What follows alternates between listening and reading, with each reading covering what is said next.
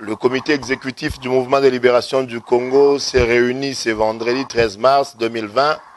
pour analyser, entre autres sujets d'intérêt national, la situation de la propagation du coronavirus en République démocratique du Congo. À l'issue de cette réunion, il s'est dégagé ce qui suit. Le MLC note la panique observée dans la population due à une communication cacophonique du gouvernement qui a fourni des données incohérentes non seulement sur l'identité du premier cas, mais aussi sur sa contamination effective. Ce flottement a sémé le doute et la confusion dans la population. Le MLC condamne l'absence d'un plan de contingence national approprié de riposte à la pandémie et le choix d'un hôpital situé dans un quartier populaire en lieu et place du site de confinement prévu à cet effet, accentuant ainsi l'impression du chaos. Le MLC désapprouve cette manière peu responsable du gouvernement de gérer le Covid-19, ce qui traduit l'amateurisme de l'État dans la gestion de cette pandémie, dont les conséquences sont incommensurables sur le plan économique,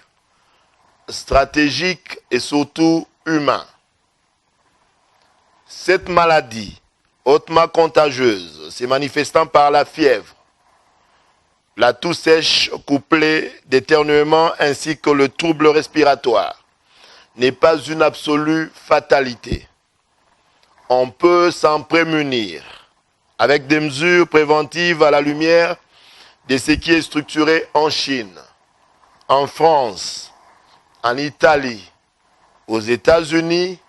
en Tunisie et en Afrique du Sud. Étant donné que le coronavirus connaît une propagation très rapide qui vient de dépasser 120 000 cas ce jour, il s'impose sur le plan préventif de prendre toutes les mesures d'ordre politique, économique, culturel et stratégique à même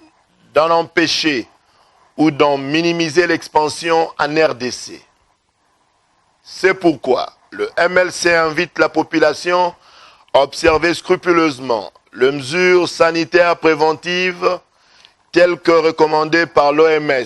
pour éviter la dispersion du virus et recommande ainsi à la population de boire suffisamment d'eau, de se nourrir d'aliments riches en vitamine C,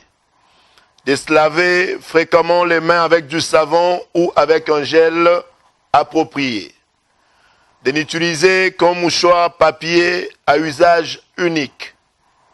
à ne tousser si besoin qu'au creux du coude et non sur la main,